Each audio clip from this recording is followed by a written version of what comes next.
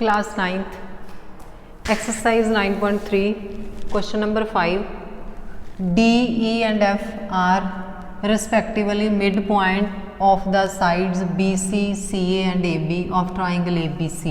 Show that 3 point ने थे show that दे इधर डायग्राम नहीं गिवन तो पर डायग्राम ड्रॉ करिए इन ट्राइंगल ABC तो ABC ट्राइंगल हुण इहदे मिड पॉइंट ने BC का मिड पॉइंट D, AC का मिड पॉइंट E, AB का मिड पॉइंट F। तो इन्होंने आप ज्वाइन कर लें, ठीक है। तो ज्वाइन करने दे नाल एक ट्राइंगल बन गई।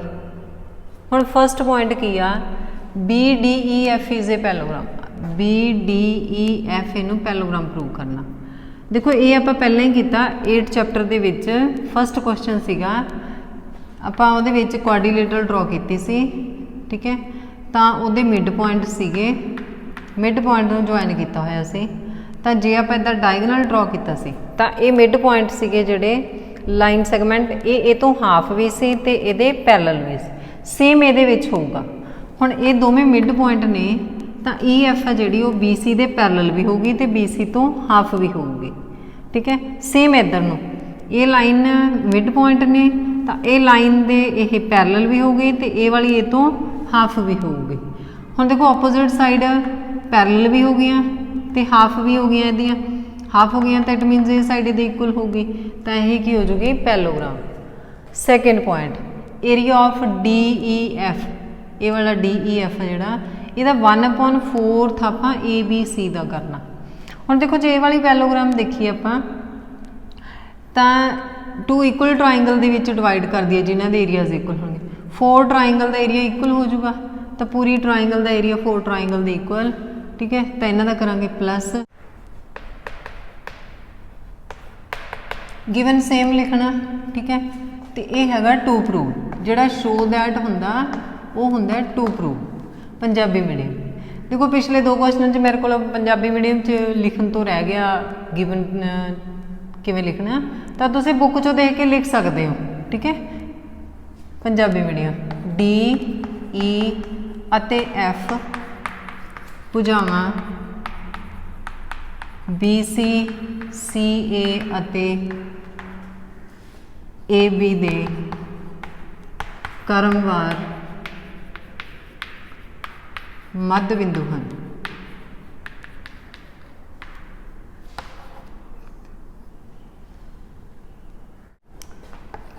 त्रिकोण ABC विच त्रिकोण ABC विच DE ਅਤੇ F ਭੁਜਾਵਾਂ BC CA ਅਤੇ AB ਦੇ क्रमवार मध्य बिंदु हैं। टू प्रूव सेम लिखना, टू प्रूव सेम होगा क्योंकि ਇਹਦੇ ਵਿੱਚ कुछ पंजाबी तो है नहीं। हुण प्रूफ लिखिए proof they which first in triangle ABC E and F mid point of sides. देखो E की दा मिड पॉइंट है AC दा, AC एंड F की दा मिड पॉइंट है AB दा, AB।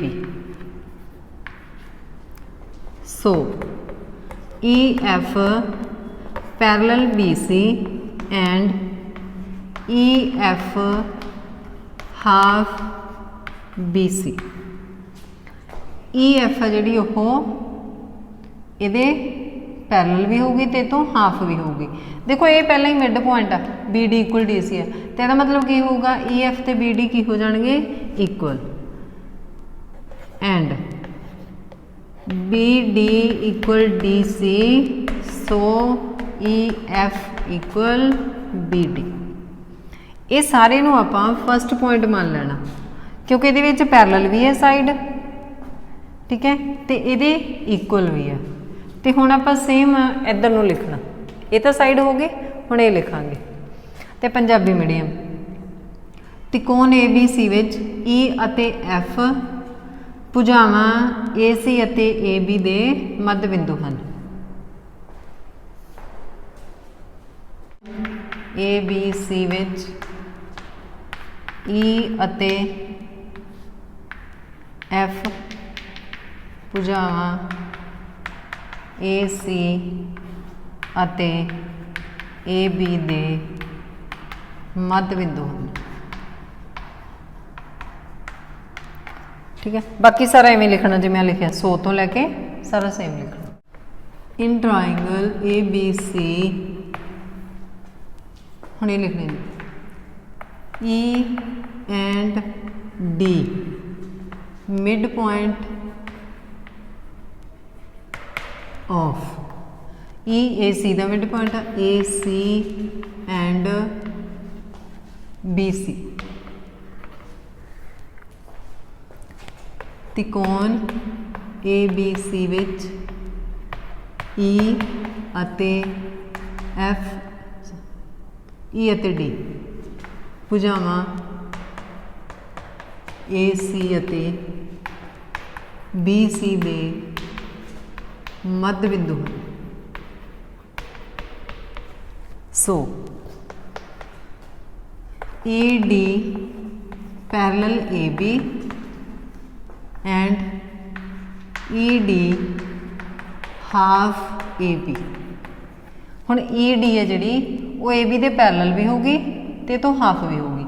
हुण F पहले ही मिड पॉइंट है तो AF ते BF की ने equal and AF equal BF।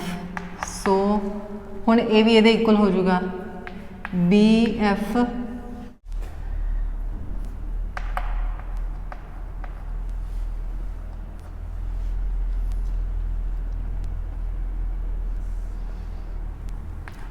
DE equal BF DE equal BF। ये सारे पॉइंट में आप 2 मार्क करना फ्रॉम 1 एंड 2 फ्रॉम 1 एंड 2। हुण 1 एंड 2 दे विच की आ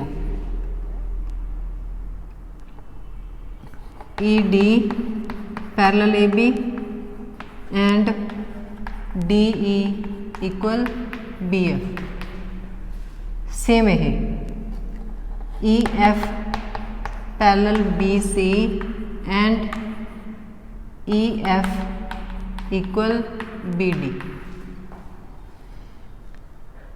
हुण जिहड़ियां ओपोजिट साइड ने वो इक्वल भी ने ते पैरेलल भी ने। So BDEF is a parallel.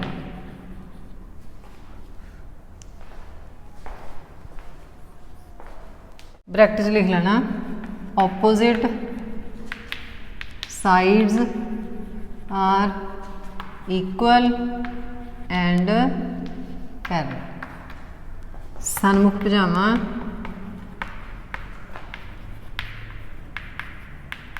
समान अते समानांतर। तो ये तो हो गया फर्स्ट पॉइंट। हुण करना आपां सैकेंड पॉइंट। सैकेंड पॉइंट की सीगा तो इत्थे दोबारा लिख लें second point area of DEF 1/4 area ABC।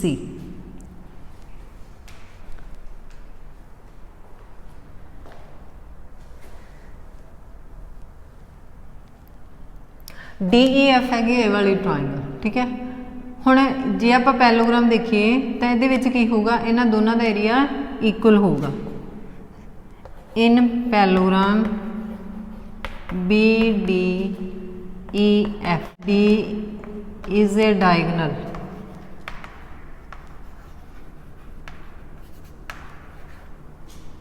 So area of BDF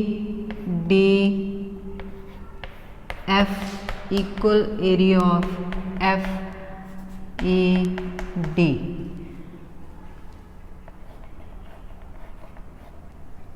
हुण ये सारियां पैलोग्राम ते होगा। देखो जे ये पैलोग्राम बनती है ना तो ये भी एक पैलोग्राम बनूगी, ये भी एक पैलोग्राम बनूगी।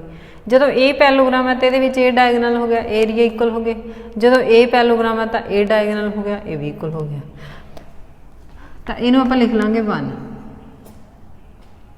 तो इत्थे रीजन लिख लो, पंजाबी मीडियम समानांतर चतुर्भुज BDEF FD विकर्ण है। ब्रैकेट विच लिख लो भी करण समानांतर चतुर्भुज नूं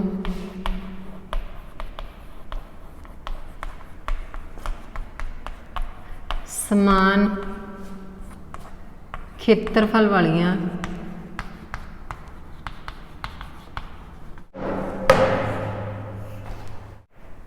त्रिकोणां विच वंडदा है। डायगनल divides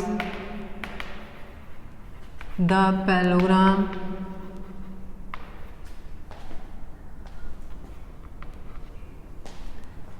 into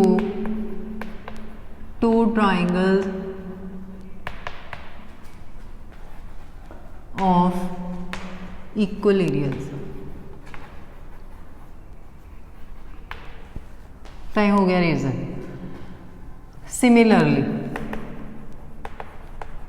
सिमिलरली इसी तरह area of F E D equal area of D E C, मतलब कि एरिया इक्वल होंगे, सेम ए भी इक्वल होगा। इनू लिख लिए टू area of A F E equal area F E D, इनू लिख लिए 3 फ्रॉम 1 2 एंड 3 तो फ्रॉम 1 2 एंड 3 ये चार एरिया इक्वल हो गए। ठीक है, आ देखो area of B D F equal area F E D equal F E D फिर आ गया D E C, same F E D फिर आ गया एरिया ऑफ एफ मैं इतना लिख देनी है ए एफ ई, चार एरिया इक्वल हो गए। Area of triangle A B C equal area of, इन्हां सारिਆਂ ਦਾ ਆਪਾਂ सैपरेट कर ਲੈਂਦੇ ਇਹਨਾਂ ਸਾਰਿਆਂ ਦਾ। ठीक है,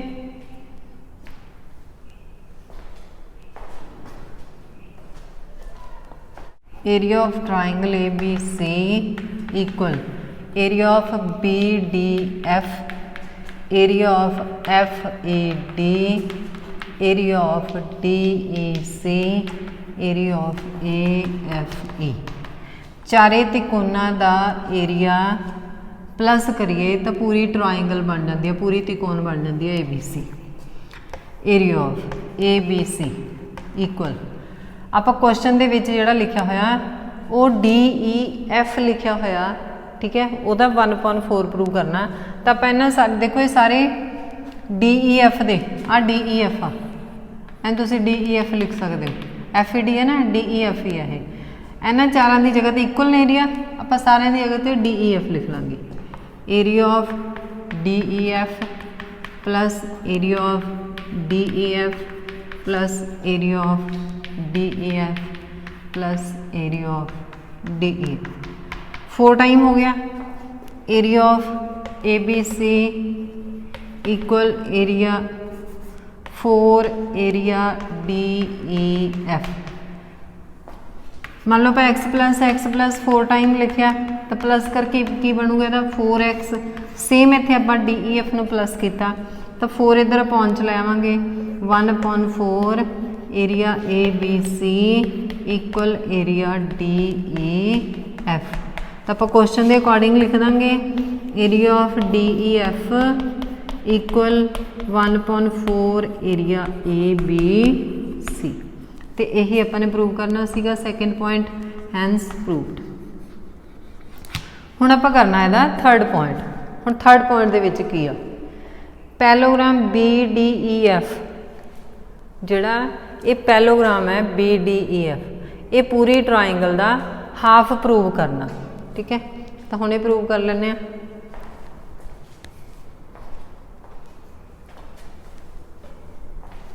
थर्ड पॉइंट पहले आप लिख लें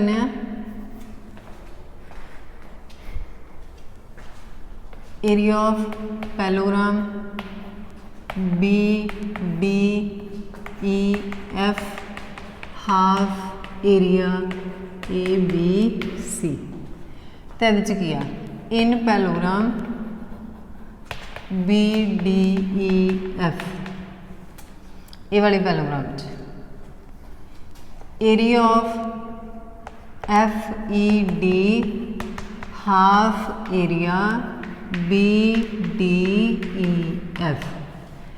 दोनों का एरिया इक्वल है तो DEF का एरिया पूरी पैलोग्राम का की होगा हाफ। हुण ये आप प्रूव किया area of DEF 1/4 area ABC proved above. पहले ऊपर सिद्ध कर चुके हैं इनू। हुण आप की करना FED की जगह पर ये वाली वैल्यू पुट कर देनी है। Put value half area BDEF equal 1/4 area ABC। DEF FED equal triangle है FED DEF ठीक है। तो अब FED की जगह पर आप ये पुट करता इत्थे ये 1/4 एरिया उत्ते जाना। हुण ये जो 2 इधर पहुंच इधर मल्टीप्लाई हो जाएगा area BDEF equal 1/4 area ABC multiply 2/1 ये 1/2 इधर आके रेसिप्रोकल कटिंग कर देंगे तो ये कितना बन जाऊगा 1/2 area BDEF half area ABC यही आप प्रूव करना हैंस प्रूव।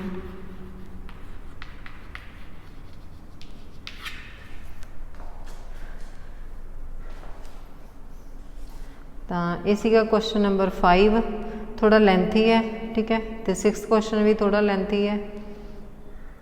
जे तुहानूं समझ लग गया मिड पॉइंट थ्योरम अप्लाई की। मिड पॉइंट थ्योरम की होंदी है in a triangle line segment joining the of 2 sides parallel to third side and half of its. ये जिहड़ा लाइन सैगमेंट हुंदा जिहड़ा मध्य बिंदुओं नूं मिलाउंदा है समान सामने की जिहड़ी भुजा हुंदी है उह तों पैरेलल भी हुंदा ते उहदे हाफ भी।